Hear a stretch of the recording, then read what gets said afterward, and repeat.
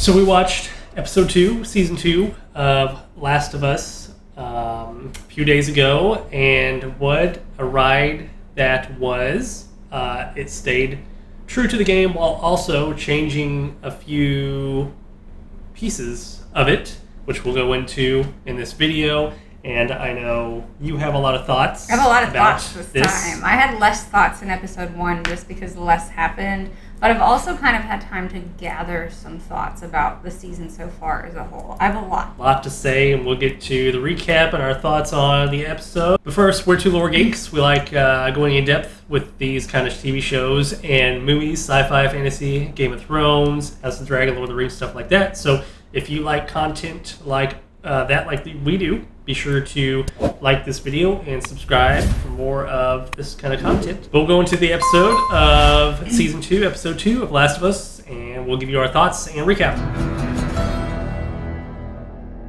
So we started this episode with Abby, who was introduced in Episode 1, and she's either having like a flashback or a dream or whatever to the events in the end of Season 1, where her father was killed by Joel, which, like, understandably, under the circumstances, I think for any sane person, but yeah, we'll get into that. Yeah, she's having this whole dream sequence and kind of processing what happened and if, she was right to kind of have the thoughts that she has and how to move forward with that. So it was a pretty interesting perspective that we got of her and how she went through the events that she did. And then they're at the lodge, of course, and I don't know why nobody else has taken up a residence at this lodge. This was the first thing I saw that's the first thing I thought of when I saw the lodge. I'm like, why? This seems like a pretty nice place to be.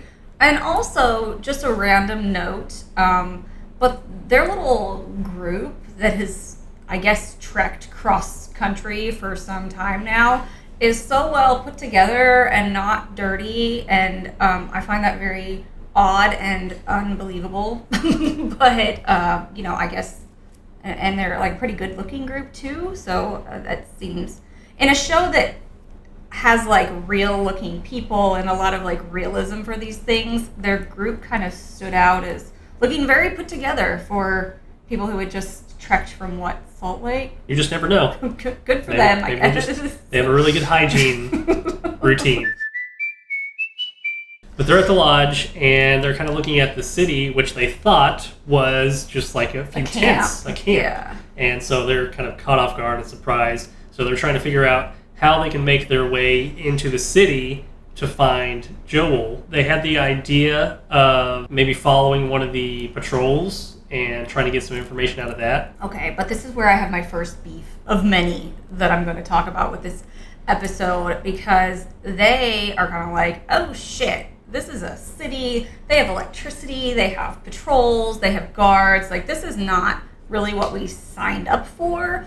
And then Abby's like, nah, like we're going to figure it out. And everybody else is kind of like, oh, but we're not going to hurt anybody. I guess we'll get into it more later, but everyone else seems like very level-headed and very human. And well, I think the events of her dad dying have driven her mad or insane. Okay, but this group is still kind of allowing her to continue with that. Maybe they're afraid of her. There are more of them than there are of her. It seems odd because they seem to not really want to continue, but then they're like, oh, whatever. Which, I mean, it kind of works out for them anyway, but I don't know. I feel like they're going along with her and, very obviously probably shouldn't have, but we'll get to that. And then we go finally meet Ellie, who is just kind of sleeping in at her place, and Jesse shows up because, they're supposed to go out on a patrol together, and she's still asleep, and then she gets into why, Dina and her kissed. And it's kind of a whole... And he didn't even know. Yeah, he was kind of joking about it. It was pretty fun, lighthearted scene, as we need in this episode. You can bring that up. And I under like the sleeping in thing and all that. That's all totally fine. I have no issue with that. I think that's directly from the game as well. But I I couldn't really put my finger on it last week with episode 1, but and we were talking about this, I think, yesterday, and I said I need to save this for the video. But in our world today, 19-year-olds tend to think that they know everything. Most of them, not all, think they know everything, kind of bratty. Like, that's pretty normal. But then there are some 19-year-olds that have either been through some kind of trauma or loss or something major, and they tend to be more mature and just generally have their shit together more so than your typical average 19-year-old. And so to me, in this post-apocalyptic world, and Ellie has experienced a tremendous amount of loss and all of these other things, I think having her be portrayed as a bratty teenager, which is very emphasized in the show. I mean, you know, she was strong, like hard-headed or whatever in the games, but she wasn't like just this bratty teenager, which she is in the show. And I believe, and I don't know, we'll find out throughout the rest of the season, I believe they're maybe trying to do that to draw a comparison of how she was before the events of this episode versus after. But to me, as someone who really has a lot of interest in human, you know, psychology and human behavior and everything, it doesn't seem realistic that in this time, with everything they've gone through, that she would be like that. So I think I guess they're going to try to contrast it. I don't like it. I don't think it's very realistic. Just my opinion. Maybe they're trying to speed up her personality change quicker in the show because they have less time to work with than they did in the game. Like getting darker. Yeah. Yeah, but it's just a lot faster. But I don't think they had to take her to such an extreme to where she is just honestly incredibly annoying, especially in episode 1, and then in this episode to some extent. She's just incredibly annoying, and not to spoil anything, but she's going to have to carry the show now. So hopefully they fix that very quickly because it's going to have to start being about her. So hopefully it'll be her and Abby. Yeah, her. Yes, but Abby's not exactly the most likable. So you got to like somebody. You have to like somebody, or there's no point in watching. Yeah. But anyway, okay. So we're back, and it was a nice little interaction with her, and yeah, it was fun, lighthearted, happened just the way it did in the games, so that was perfect. Almost word for word. Yeah, pretty much. And then they go to the restaurant. Tommy is, telling everybody kind of the emergency plan that they have just in case the town gets breached. This was one thing where they did kind of go away from the source material, but in a very good way, like making it kind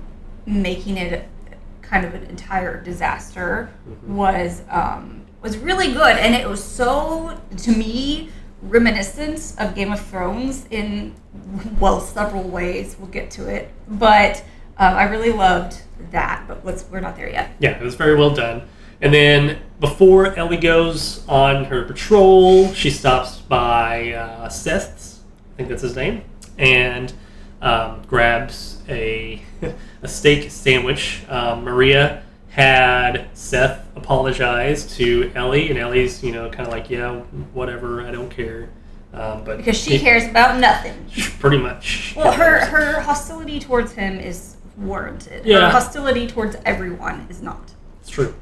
But yeah, so Seth makes her steak sandwich to take out on the road. I think there were two sandwiches. Of course, she didn't want them. She gave them to Jesse. And then that's when they kind of go out on their patrol, their adventure, to look for more infected and to make sure everything's doing okay. Which it wasn't. Routine. It was not, as we saw in the last episode, where there was that pipe and there were roots. Oh yeah. Then we go back to Abby, who's kind of watching the patrols. And then this is when stuff starts to really get real here. This episode really ramped it up quickly, and then it continued basically the whole time. But Abby rolls down the hill, and they have where they said that they had the dead ones kind of protecting the insulating, and they're all coming out and chasing her, and it was a really cool scene. But then they're also seeing this from Jackson, and this is what was to me kind of reminiscent of Game of Thrones in some way. I was like, this looks like the Wall, like, and then you have, the infected are kind of like the White Walkers, and and I was like, oh, I love this. Didn't realize. Well, I guess I did realize just how much more like Game of Thrones it was going to get in the end. But yeah, it was like really cool visually, and I loved the addition of this because it was really scary, and you were like something. It's very intense. Yeah, something major is going to happen. And then the chasing scene with Abby was really cool too. But I mean, you kind of want them to catch her, but yeah, the whole storm like starts whipping up, and Jesse and Ellie are caught in it. They're trying to tell over the walkies for them to come back because there's a big storm, of course, but it's interfering with it. And so they find some place to take cover. And very importantly, to put the horses away because I was worried about them. They put the horses inside a garage and gave them hay, so they were fine. And then they found a 7-Eleven weed store.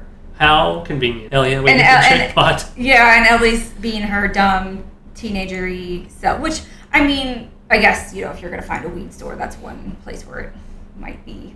I don't know. I think they take some back. I think I just have such an issue with her, but that's okay. We'll get over it, or we won't, and I'll just hate on her the entire season. You probably will.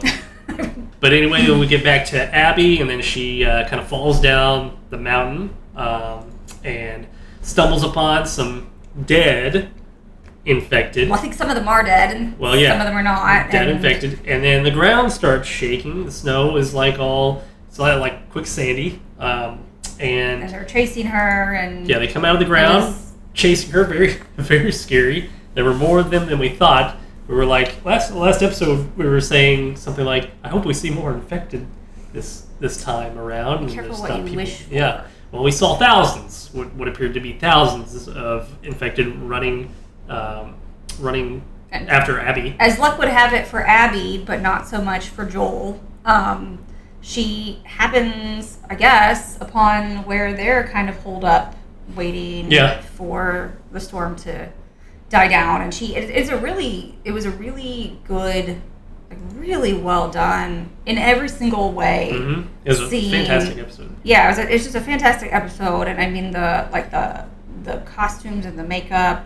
And we were watching. Speaking of the makeup and stuff, we were watching kind of the behind the scenes thing, and they actually did film this like in the cold in a blizzard. Yeah, and so you've got to give like extra props to the actors too, because that was like they are as cold as they look, and you have hundreds of extras too, and it was really incredibly well done, which is it's nice because I feel like sometimes people try to cut corners and it just doesn't look as good. Yeah, they really went HBO. They really went all out. But this was. And then of course Abby's running. She stumbles upon this place and jumps over the wall, and then there's a fence that the infected started running towards, and they kind of run into it, and it starts leaning and falling over, and Abby's caught, inside of it, and she's trying to escape, and then one of them, comes in and breaks through and is chasing after her, and then luckily for her, she makes it inside, and who's waiting there? Joel and Dina. Joel and Dina, and then I think that maybe you can correct me if I'm wrong, but I think that in the game, Tommy's with Tommy's with him in the game, but I think that Joel is the one who says who he is in the game, and then it's Dina that says calls out to him or something, and Abby's like, oh, okay. Yeah. And then she proceeds to do like the shittiest thing ever, which is to let them rescue her. And I was like, oh, my friends are going to help you. Well, I mean, she found an opportunity, so of course she's going to take it. And then, we're back at the weed store. Everybody's trying to get in touch with Joel, and they finally are able to make contact with Ellie and Jesse, and then that's where they find out that Joel hasn't, came back with any response. So and suddenly Ellie cares about Joel for a second. For a second. And then all hell breaks loose in Jackson. Yeah, we have everything happening. They find out that the roots are starting to grow and evolve, and then that's when Ellie and Jesse start going to find Joel and Dina, and so they're kind of racing through this blizzard, and then you have this really crazy scene with just like thousands of infected running from all directions, chasing after Abby and Joel and Dina, and it's a pretty crazy scene, but it was very well done. Yeah, but then don't they kind of cut off and then go towards the town? Yeah. They break off finally, and then they go towards the town, and then that's when they kind of initiate that emergency plan that everybody knows about. So they take the women and kids to the basements. Women and kids, older people. Some of the women are fighting. They take them to the basements. They get equipped. Not the children and kids. Not the children and old people and women. There's a few of the members of their kind of militia who get equipped with flamethrowers, which is kind of badass. None of them, besides Tommy, used it because they were all afraid.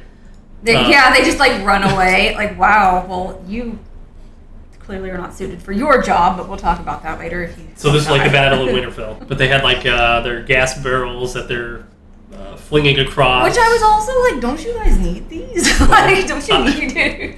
What use is it going to be if you're dead?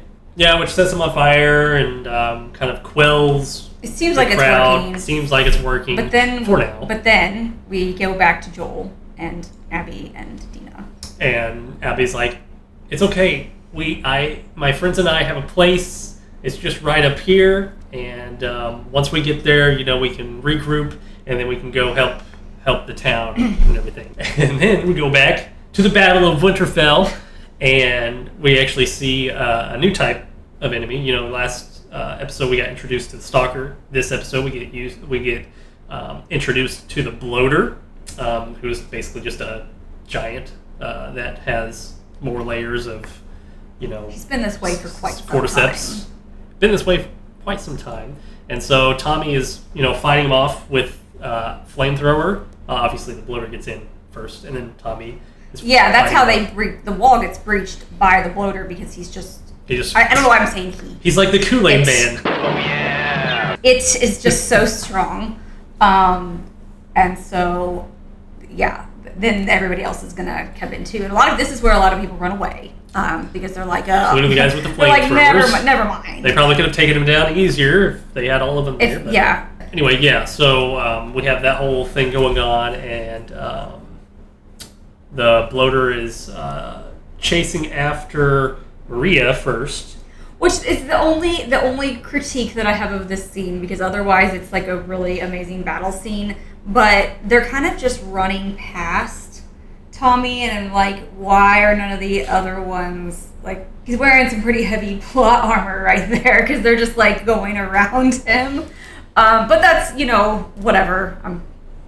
Minor critique. Tommy starts running, trying to bring the Bloater away from Maria, and then he gets caught in a corner, and so the Bloater comes around, and he starts shooting him with a flamethrower. Seems to be working, but till it doesn't, and he runs out of gas. And then it does. And eventually it does, yeah. Yeah. But he was scared. But it was very close. It was very close. It was very, it was just a really good...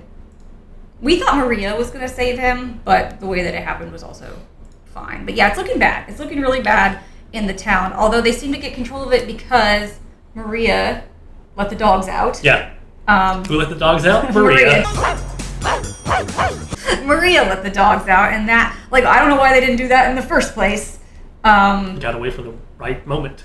And I don't know why they didn't just tear up the dog. I'm glad they didn't. I don't know why they didn't just tear up the dogs, but that's neither here nor there, because the dogs saved the day. They did. And then we get back to the lodge, where they finally make it. They're kind of getting settled in, getting introduced, and then Abby is like, "So this is, so-and-so, whatever," and then, "Oh, by the way, this is Joel."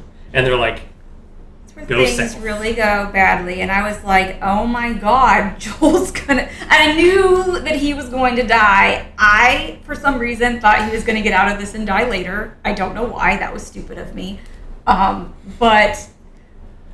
Now, it's very early on in the game where Joel dies. But I think a lot of people had speculated that he would be around for a little bit longer. Because it's Pedro? Because it's Pedro. Well, look at Game of Thrones.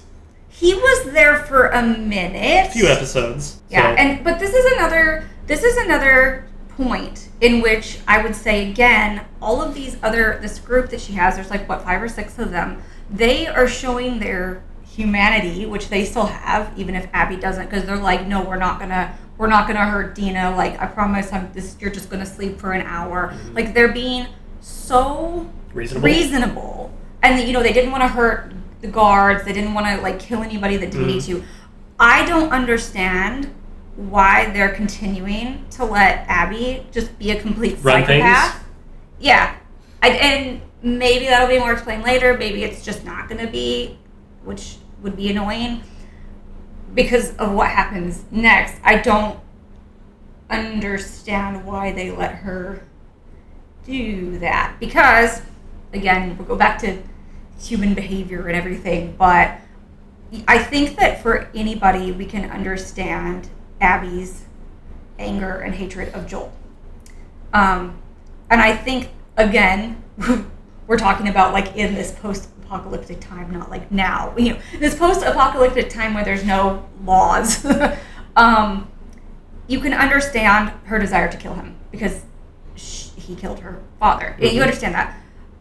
But in my mind, if you want to talk about like what's fair, he shot her dad in the head, so it would seem fair and reasonable that she wants to do the same for him. But no.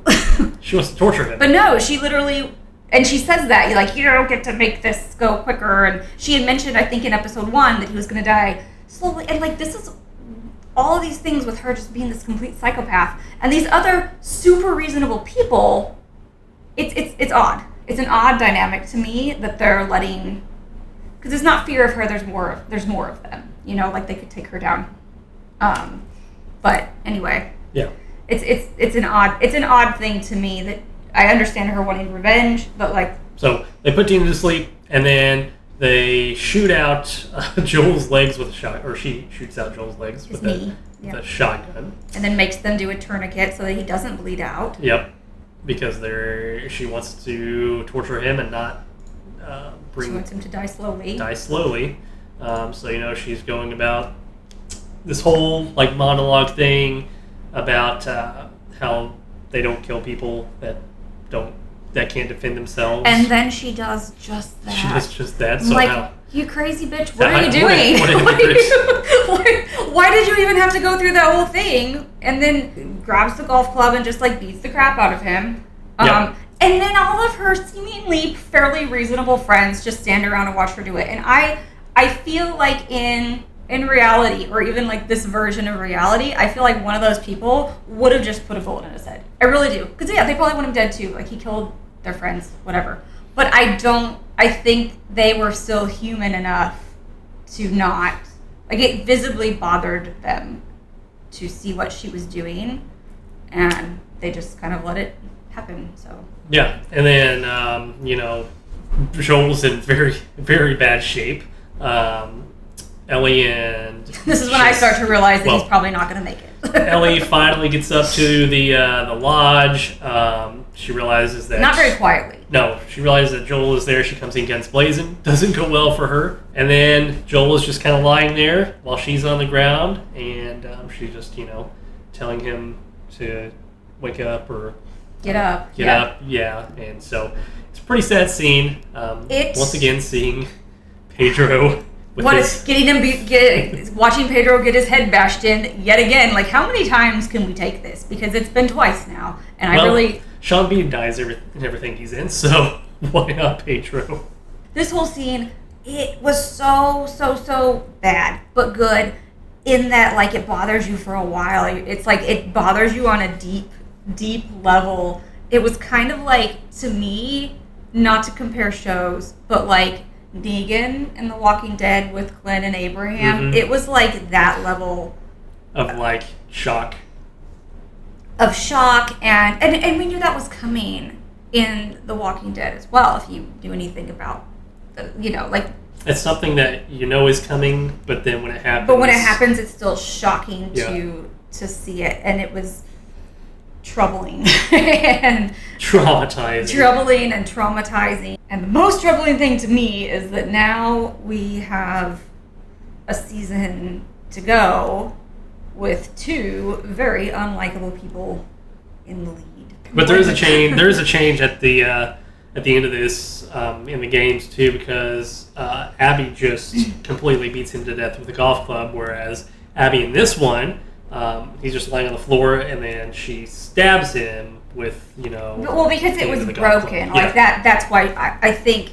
I mean, obviously, they still made the change. It was broken, and so she couldn't beat him very well with that. So she just stabbed him instead.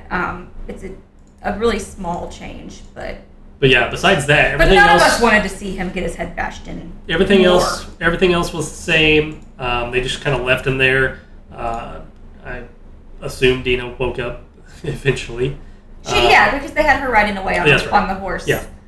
Once, I can never remember his name.